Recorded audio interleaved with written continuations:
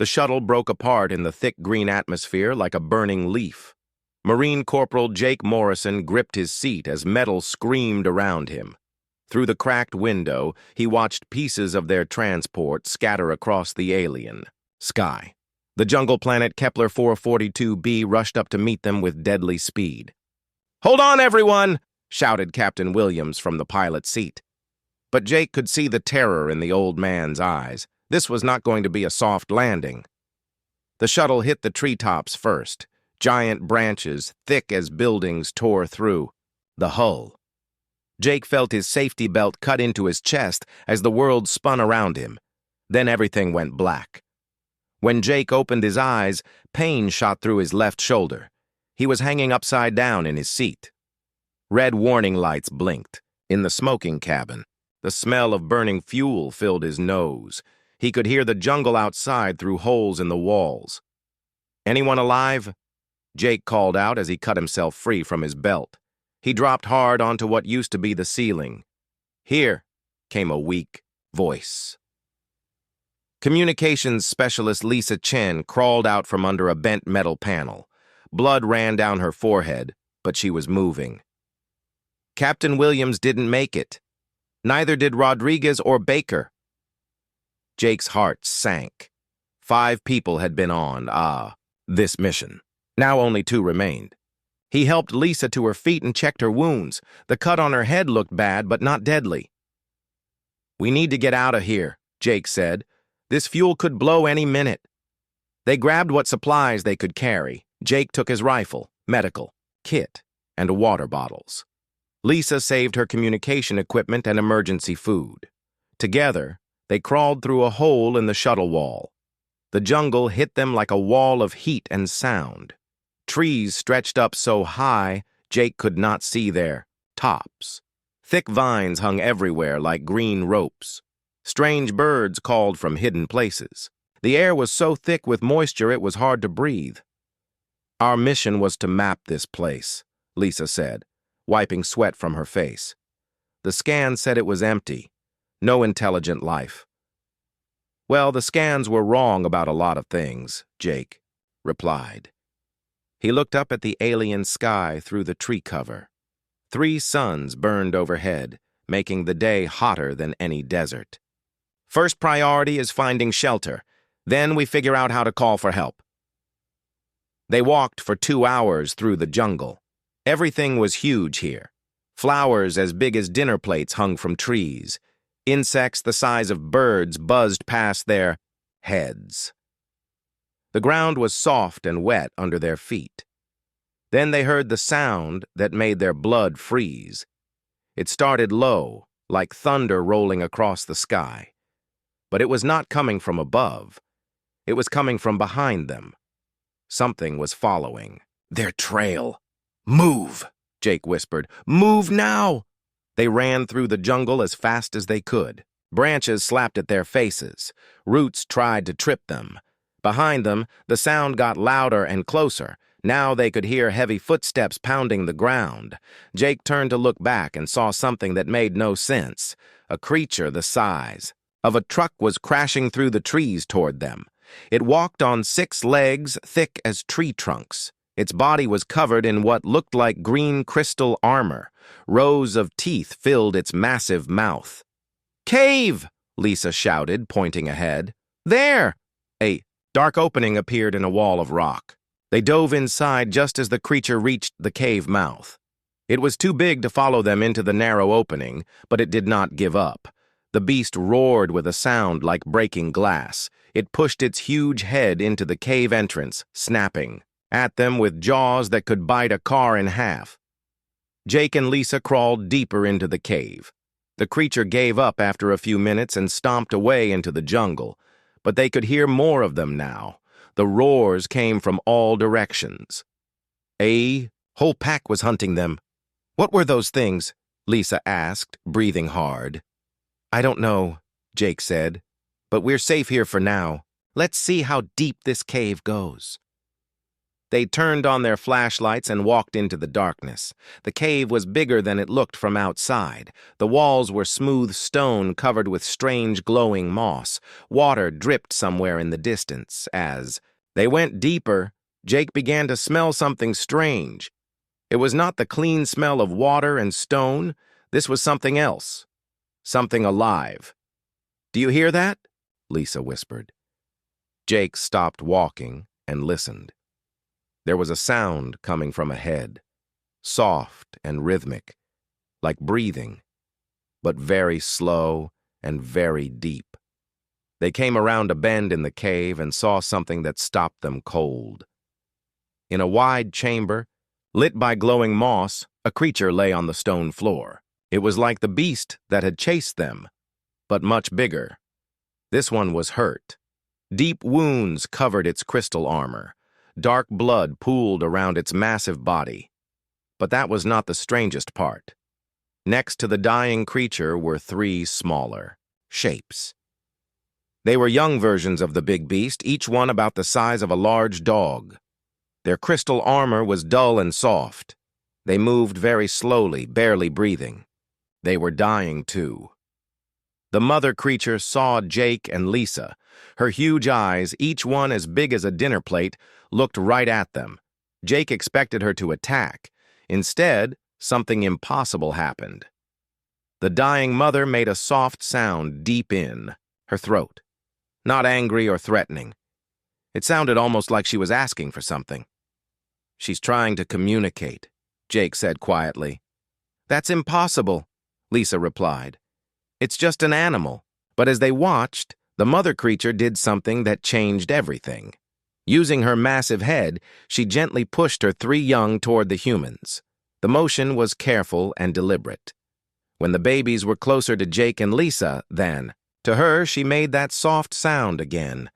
Then her great head fell to the stone floor, and she was still. Jake and Lisa stood in the glowing cave, looking at three dying alien babies. The mother had used her last strength to push her children toward them, toward the very species that must seem like enemies. "She was asking us to help them," Jake said in wonder. "That's crazy," Lisa whispered. "These things killed our friends. We should leave them here and find another way out." But Jake was already moving toward the young creatures. They were so still he thought they might already be dead. Then one of them, the smallest, opened its eyes and looked at him. The eyes were not the fierce yellow of the adult. They were soft and brown, like a puppy's eyes. "I can't leave them," Jake said. "Jake, this is insane. We don't know anything about these creatures. They could be dangerous even as babies." "Look at them, Lisa. They're dying. Their mother trusted us with them. How can we walk away from that?" The baby creature made a tiny sound so quiet Jake almost missed it. It was the same soft tone the mother had used. A plea for help. Jake made his decision. He took off his jacket and wrapped it around the smallest baby. It was surprisingly light and felt warm through the crystal armor. "We're going to save you," he told the creature. "I don't know how, but we're going to try." In the glowing cave on an alien world, surrounded by creatures that should have been enemies, Jake Morrison began the most important mission of his life. He was going to prove that sometimes trust can bridge any gap, even between different worlds. The three baby creatures looked up at their new guardians with hope in their strange eyes. Outside, the jungle full of predators waited. But inside the cave, something new was beginning. Something that would change both species forever. Jake held the smallest creature in his arms and felt its rapid heartbeat against his chest.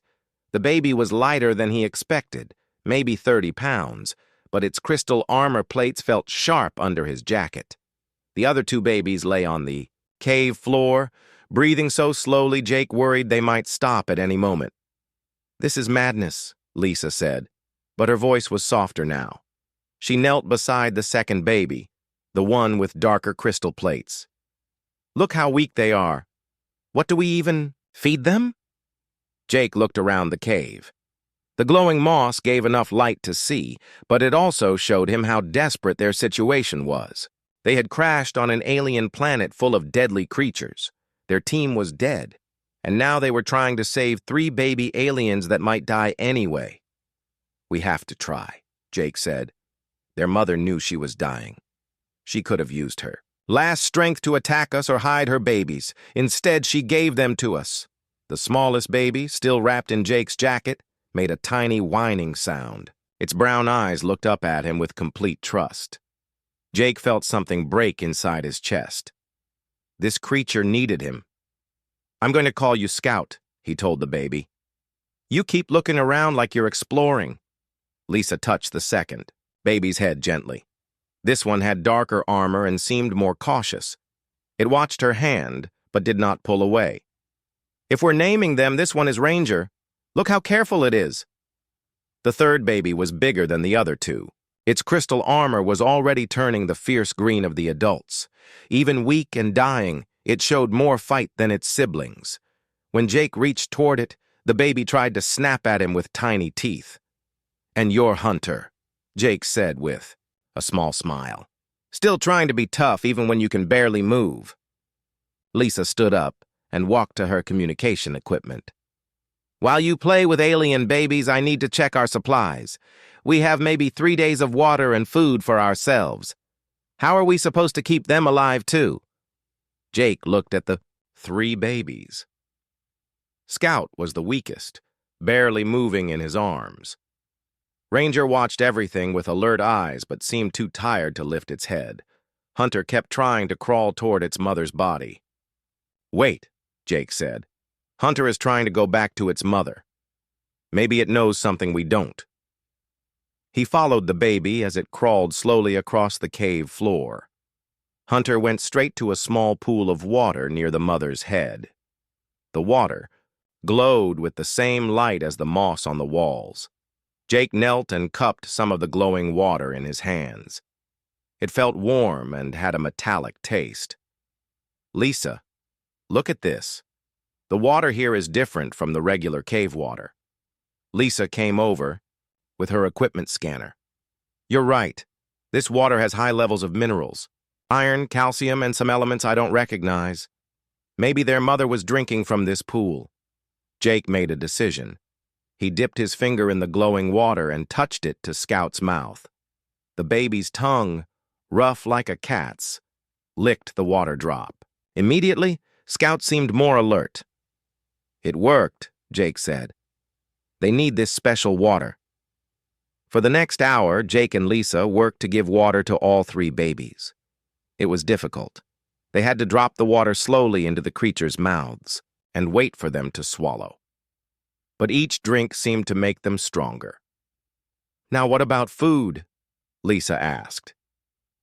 "We can't keep giving them our energy bars." Jake looked around the cave again. Near the glowing pool, he saw something he had missed before. Green plants grew from cracks in the rock. They looked like the moss, but were thicker and more solid. The mother was eating these plants, he realized. "Look, there are bite marks on them. They picked some of the cave plants and tried to feed them to the babies." Hunter ate first, tearing at the plant with its small teeth. Ranger was more careful, smelling the plant before eating. Scout was still too weak to chew the tough plant. "Scout needs something softer," Jake said. He took one of their emergency food bars and mixed it with the glowing water until it became a thick paste. "Try this, little guy." Scout licked the paste from Jake's finger. The baby's eyes brightened, and it ate more eagerly than it had since. They found it. By the end of the day, all 3 babies were noticeably stronger. They could lift their heads and crawl around the cave. Scout stayed close to Jake, following him wherever he went. Ranger seemed to trust Lisa more, often resting its head against her leg. Hunter remained independent, but no longer tried to bite them. "I can't believe this is working," Lisa said as she watched Ranger eat cave plants from her hand. "A few hours ago, I thought we should leave them here to die." "Their mother saw something in us," Jake said. "She knew we were different from the creatures that attacked our shuttle. Maybe she could tell we weren't just killers." As night fell in the cave, Jake and Lisa made beds from their emergency blankets. The three babies curled up between them, sharing body heat. Scout pressed against Jake's side, its crystal armor no longer feeling sharp but comforting. "Jake," Lisa said quietly in the darkness, "what if rescue comes and we have to choose between going home and staying with them?" Jake thought about that. Earth seemed so far away now. His old life as a Marine felt like it belonged to someone else. These three creatures trusted him completely. They had no one else in the universe. "Let's worry about keeping them alive first," he said. "Tomorrow we need to find more food and see if we can make this cave safer." But even as he said it, Jake knew Lisa's question was important. In just one day, these alien babies had become more than his responsibility. They were becoming his family. Scout made a soft, rumbling sound against his chest, like a purr. Jake smiled in the dark cave. Whatever happened, he would not abandon these creatures. Their mother had trusted him with the most precious things in her world. He would not let her down. Outside the cave, the jungle was full of deadly predators. Inside, 2 humans and 3 alien babies slept together, protected by trust that should have been impossible. The real adventure was just beginning. 3 weeks had passed since Jake and Lisa found the babies in the cave. The small creatures had grown stronger every day. Scout was now the size of a medium dog and followed Jake everywhere. Its crystal armor had brightened from dull gray to a soft silver color. Ranger had grown more confident and often sat beside Lisa while she worked on her equipment. Hunter was the biggest of the 3 and had started making low rumbling sounds when strangers might be near. Jake woke up to find Scout curled against his side as usual. The little creature's body was warm, and its breathing was deep and steady, a far cry from the dying baby he had first held in his arms. "Good morning, Scout," Jake whispered. Scout opened one brown eye, made a happy chirping sound, and licked Jake's hand with its rough tongue. Across the cave, Lisa was already awake and checking her communication equipment. She had been working for days to boost the signal strength of their emergency transmitter. Ranger sat beside her, watching her work with curious eyes. "Any luck with the radio?" Jake asked as he sat up. Scout immediately climbed onto his lap. "I think I'm close," Lisa said. "But Jake, I need to tell you something. Yesterday I picked up a transmission fragment. It was from a Colonial Defense Force ship. They're planning something for this planet." Jake felt his stomach drop. "What kind of something?" "I couldn't get the full message, but I heard the words hostile alien threat and pacification operation. They're talking about the creatures that attacked our shuttle." Hunter, who had been sleeping near the cave entrance, suddenly lifted his head and made a low warning sound. The rumble was so deep Jake felt it in his bones. All 3 babies moved quickly to defensive positions around their human guardians. "What is it?" Lisa whispered. Jake listened carefully. Through the cave entrance, he could hear heavy footsteps approaching. But these were different from the sounds they had heard before. These steps were slower, more careful. A massive head appeared at the cave entrance. It was another adult creature like the baby's mother, but this one was very much alive. Its crystal armor was bright green, and its yellow eyes looked directly at Jake. The 3 babies made excited chirping sounds and rushed toward the entrance. But instead of trying to escape, they stopped halfway and turned back to Jake and Lisa. Scout ran back to Jake and stood between him and the adult creature. Ranger did the same with Lisa. Hunter positioned himself where he could see both the adult and the humans. The adult creature made a series of low rumbling sounds. The babies answered with their own sounds. Jake realized he was listening to a conversation. "They're talking to each other," he said quietly. The adult creature's massive eyes studied Jake for a long time. Then it did something unexpected. It backed away from the cave entrance and lay down on the ground outside. The position made it clear the creature was not threatening them. Scout chirped at Jake and walked toward the entrance. The little creature looked back as if asking Jake to follow. "I think Scout wants us to meet this adult," Jake said. "Are you crazy?" Lisa replied. "That thing could kill us both in seconds," but Jake was already moving toward the entrance.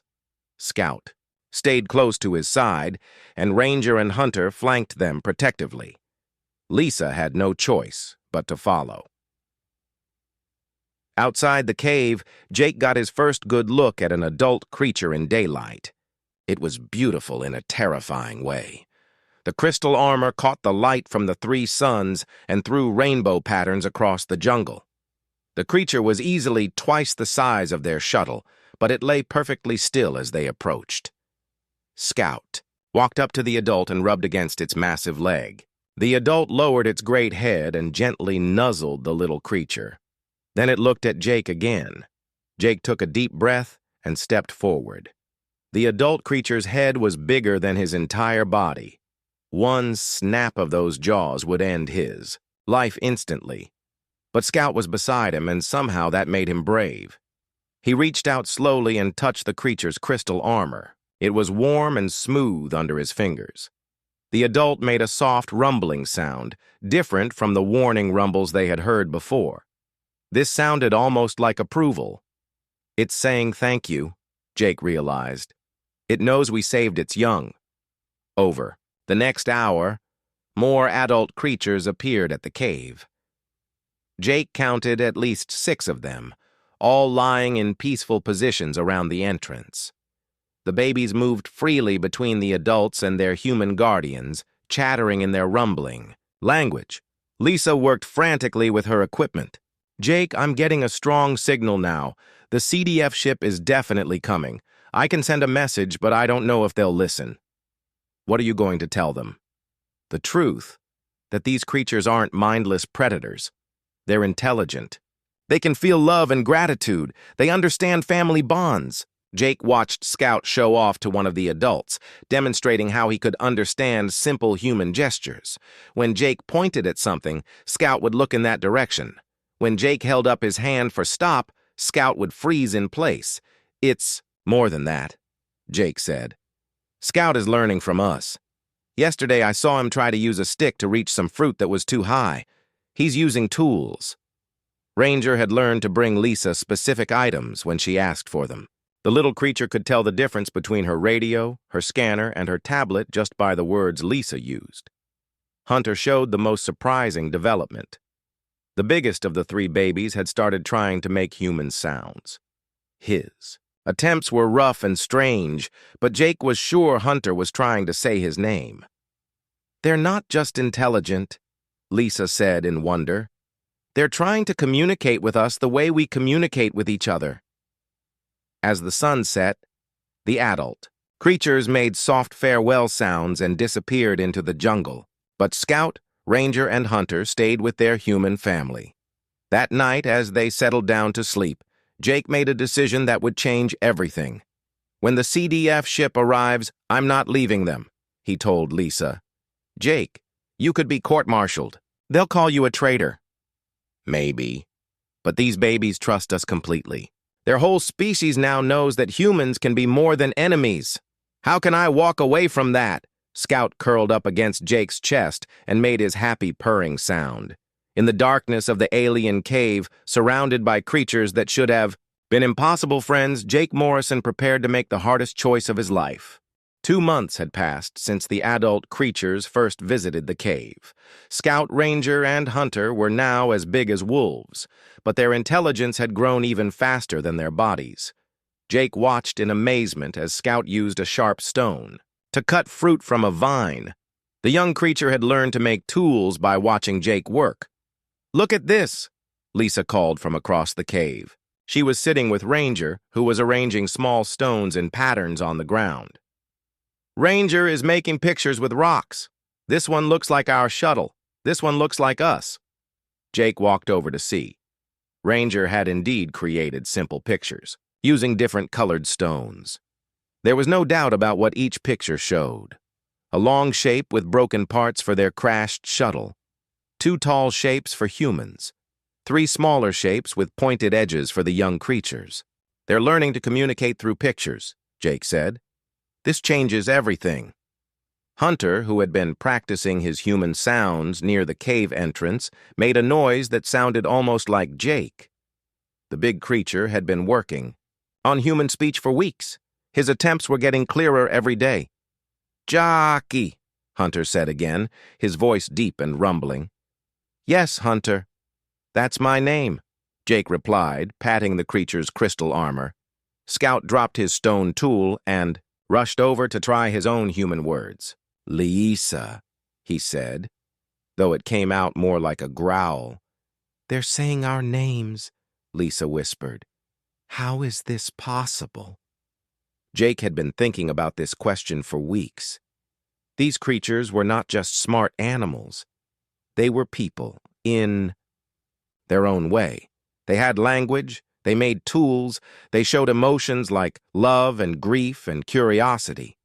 The breakthrough came when Lisa figured out how to use her computer to study the sounds the creatures made. She discovered that their low, rumbling voices carried multiple messages at the same time.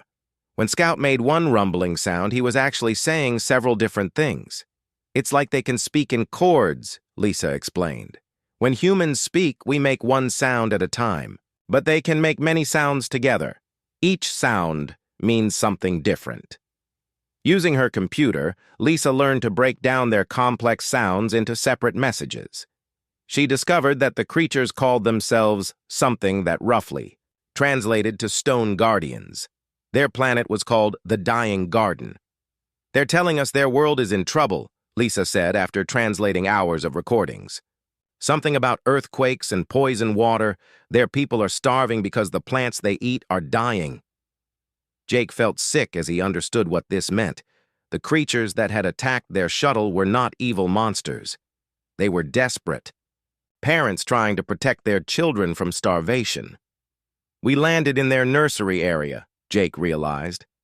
"They thought we were going to hurt their babies." That night, Scout showed Jake something that made him understand how advanced these creatures really were. The young creature led him to a part of the cave Jake had never explored. There, growing in pools of glowing water, were gardens of the plants the creatures ate. But Scout did not just show him the plants. The young creature demonstrated how to tend them. He carefully cleaned dead leaves from healthy plants. He mixed different types of water to feed them. He even seemed to know which plants were ready to harvest. "Scout, you're farming," Jake said, in wonder. Scout rumbled something that Lisa's computer translated as, "Feeding the garden feeds the guardians." Over the following days, Jake and Lisa learned more about the creatures' society. They lived in family groups led by the oldest females. They built underground cities where they grew food and raised their young. They had art, music, and stories, passed down through generations, but their world was dying. Deep earthquakes had cracked the underground water systems. Poison from the planet's core was seeping into their gardens. Many groups had already died out completely. "That's why the adults were so desperate when we landed," Lisa said. "We must have looked like invaders coming to take the last safe place for their children."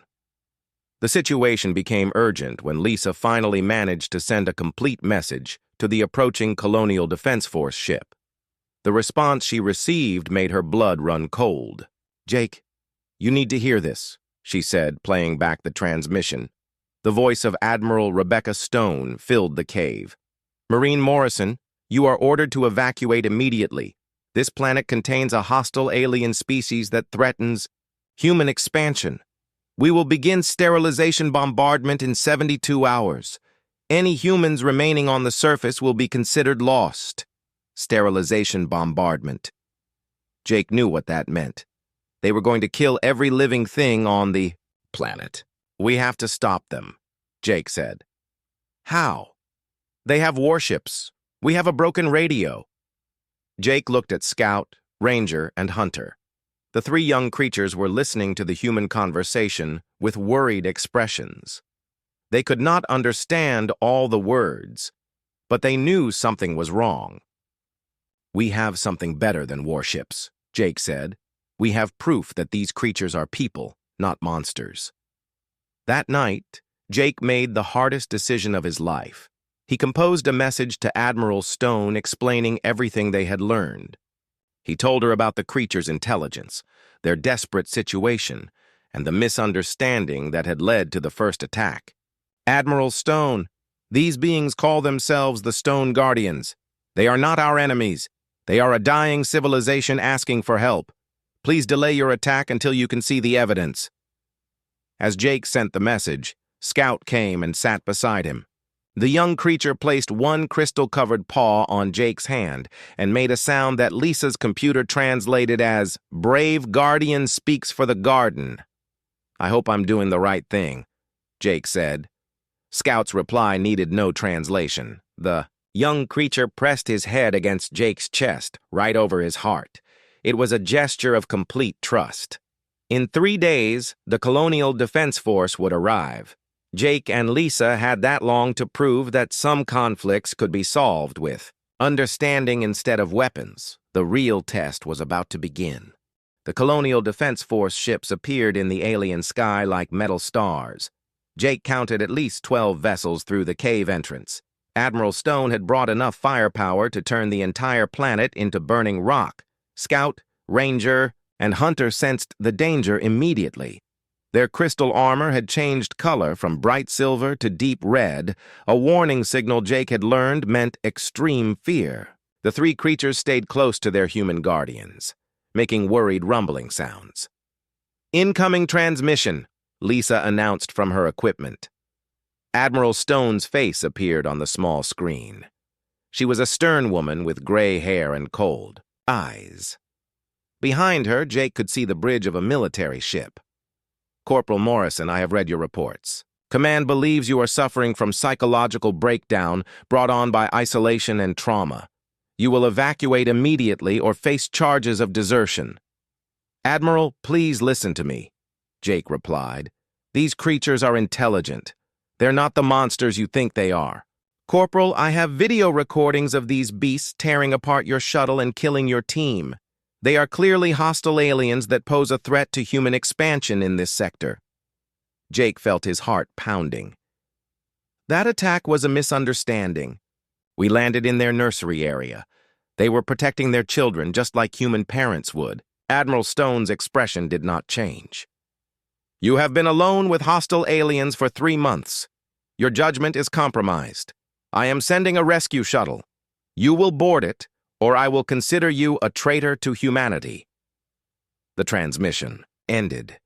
Jake stared at the blank screen, feeling helpless. "What are we going to do?" Lisa asked. Before Jake could answer, Scout stood up and walked to the communication equipment. The young creature studied the controls for a moment, then carefully pressed the transmission button with one claw. "Admiral Stone," Scout said in his rumbling voice. The words were rough but clearly understandable. "Please do not hurt my people." The silence that followed seemed to last forever. Then Admiral Stone's voice came back, sharp with surprise. "What was that?"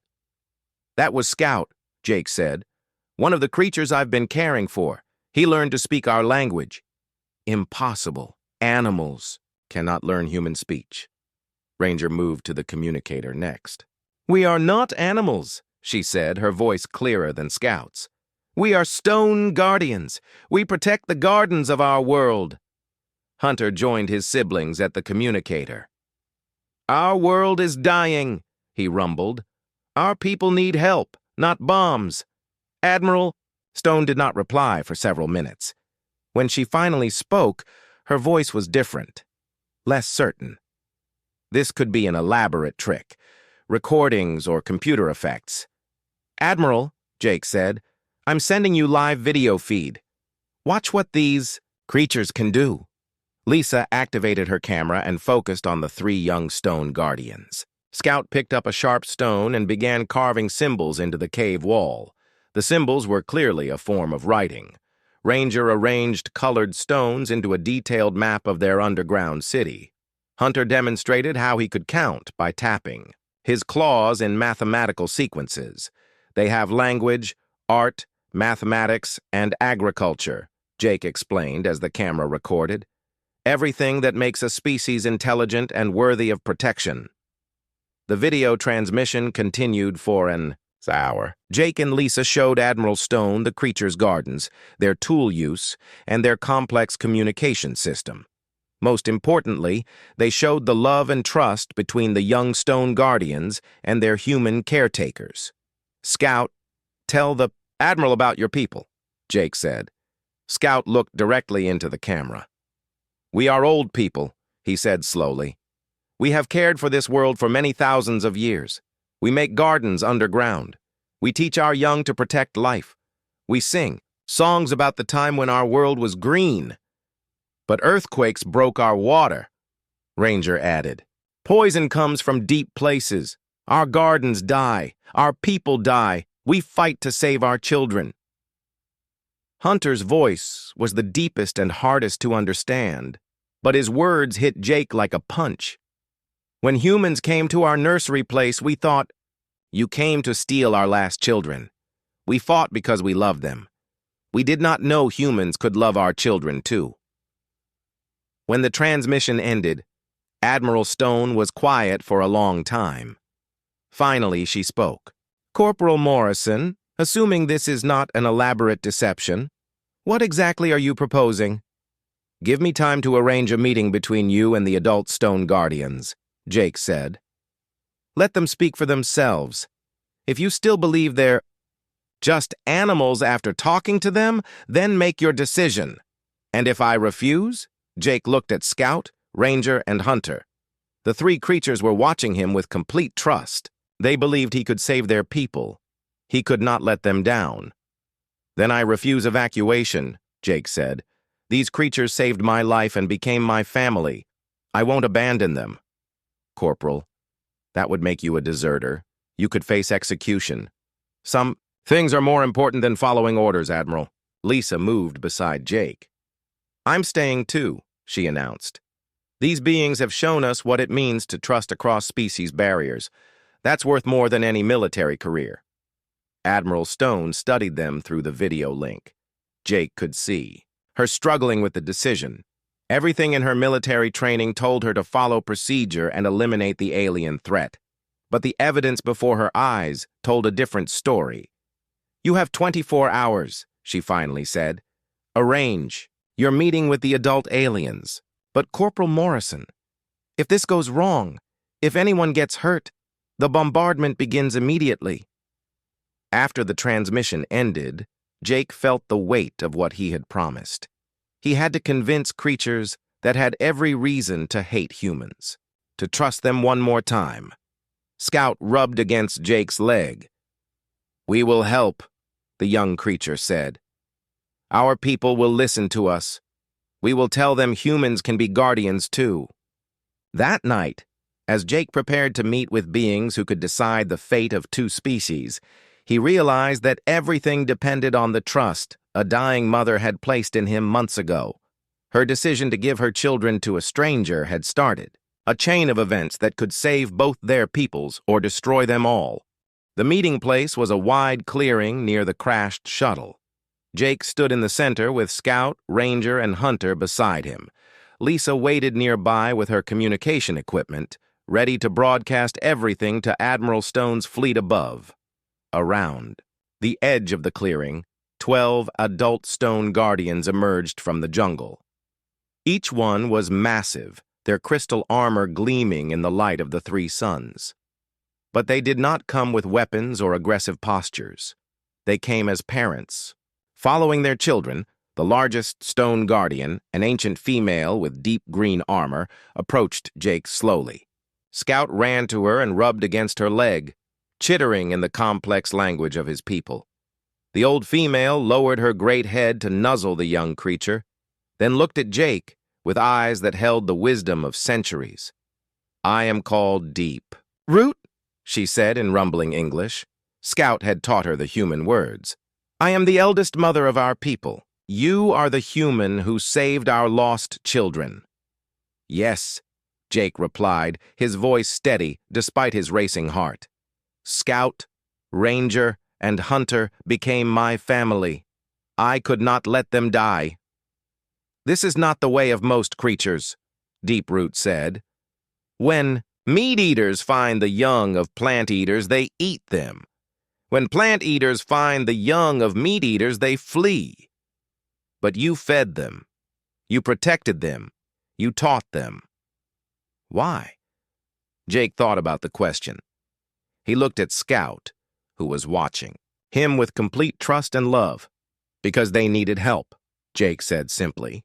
Because their mother asked me to care for them. Because love is stronger than fear. Deep Root made a sound that took Jake a moment to recognize. She was laughing, a deep rumbling that seemed to shake the ground. Love stronger than fear, she repeated. This is wisdom our people have forgotten in our desperation. A new voice cut through the clearing. Admiral Stone's shuttle had landed, and she was walking toward them with a squad of armed Marines. The soldiers had their weapons ready, but Admiral Stone had ordered them not to fire unless attacked. The Stone Guardians tensed as the humans approached. Some began to glow with warning colors, but Scout, Ranger, and Hunter moved quickly between. The two groups. No fighting, Scout called out in both languages. These humans came to learn. Admiral Stone stopped 10 feet away from Deep Root. The Admiral was a brave woman, but Jake could see her hands shaking as she faced a creature that could crush her without effort. I am Admiral Rebecca Stone of the Colonial Defense Force, she said formally. I came to see for myself if your species is truly intelligent. I am Deep Root, eldest mother of the Stone Guardians of the Dying Garden, the ancient female replied. I came to see if your species can learn wisdom. The two leaders studied each other. Jake held his breath, knowing that the next few minutes would decide whether this world would burn or bloom. Your people attacked our survey team, Admiral Stone said. They killed 3 humans. Your people landed their metal bird in our last nursery ground, Deep Root replied. We thought you came to steal our children. We defended them as any parent would. But you gave your young to our people after the attack. Deep Root turned her massive head toward Jake. One of your people showed kindness to a dying mother. He took children that were not his blood and made them his family. This told us that humans can choose love over hate. Admiral Stone looked at Scout, Ranger, and Hunter. The 3 young Stone Guardians were standing between the human soldiers and their own people, ready to protect both sides. What do you want? From us? Admiral Stone asked. Help, Deep Root said simply. Our world dies from poison that comes from the deep places. We know how to heal the gardens, but we need the sky metal that falls from above. We know humans are skilled at taking metal from the ground. Jake stepped forward. Admiral, they're asking for our help with mining. They need rare metals to build, filters for their water systems. In exchange, they're offering to share their agricultural knowledge. They can grow food in places we never thought possible. And if we refuse? Deep Root's voice was sad but firm. Then we die slowly, and you take a dead world. But our children will remember that some humans chose love. That knowledge will spread to other worlds, other peoples. The universe will know that not all humans are destroyers. Admiral Stone was quiet for a long time. Jake could see her weighing military protocol against the evidence before her eyes. Finally, she spoke. What proof do I have that your people can be trusted? Scout stepped forward and reached into a pouch on his crystal armor. He pulled out something, small and bright, and offered it to Admiral Stone. What is this? She asked, taking the object carefully. Water cleaner, Scout explained, made from crystals that grow in deep caves. One small piece cleans water for many humans for many days. Gift from Stone Guardians to Sky People. Lisa scanned the object with her equipment. Admiral, this is incredible. It's a natural filtration system more advanced than anything we have. This could revolutionize water purification on colony worlds. Admiral Stone held the crystal up to the light. It sparkled like a tiny star. You're giving this to us for free? Gift to show trust, Ranger said, stepping beside her brother. We give, you give. Both peoples grow strong. Hunter, the largest and most intimidating of the 3, approached Admiral Stone slowly. My people scared, he rumbled. Your people scared. But children not scared of each other. Children know how to be friends. As if to prove his point, Hunter gently touched Admiral Stone's hand with his claw. The gesture was so careful, so clearly meant to comfort, that Admiral Stone smiled, despite herself. You really are just children, aren't you? She said softly. Yes, Scout replied, but children grow up. We will be bridge between Star People and Garden People. Admiral Stone made her decision. She turned to her communications officer. Cancel the bombardment order. Establish a research station in this system. I want full diplomatic contact with the Stone Guardians within the week. Deep Root made a sound of relief that echoed through the jungle. The other adult Stone Guardians began to glow with happy colors. You choose wisdom over fear, Deep Root said to Admiral Stone. Our peoples will grow strong together. That night, as humans and Stone Guardians worked together to set up the first interspecies camp, Jake sat with Scout, Ranger, and Hunter by a small fire. The three creatures had grown so much since he first found them dying in the cave. Are you happy? Jake asked them. Yes, Scout replied. But more than happy. We are proud. We helped save our people and your people. The dying mother in the cave, Ranger added thoughtfully. She saw the future. She knew that trust would grow into something beautiful. Hunter, always the most serious, looked up at the stars where human ships now flew alongside Stone Guardian crystal flyers. Universe is big, he rumbled. Many peoples in the darkness. Some will be enemies, but some will be friends. We will teach them what we learned from Jake and Lisa. Jake smiled as he watched human children and young Stone Guardians playing together in the distance. Admiral Stone had brought families to start the new colony, and the sight of different species learning from each other filled his heart with hope. The beast had trusted a human with its young. The result was not just the survival of two species, but the birth of something entirely new. A friendship that would spread across the galaxy, teaching others that love truly was stronger than fear. Scout curled up against Jake's side, purring contentedly. Best family in all the worlds, the young creature said sleepily. Jake patted Scout's crystal armor and watched the stars. Yes, he agreed. The very best.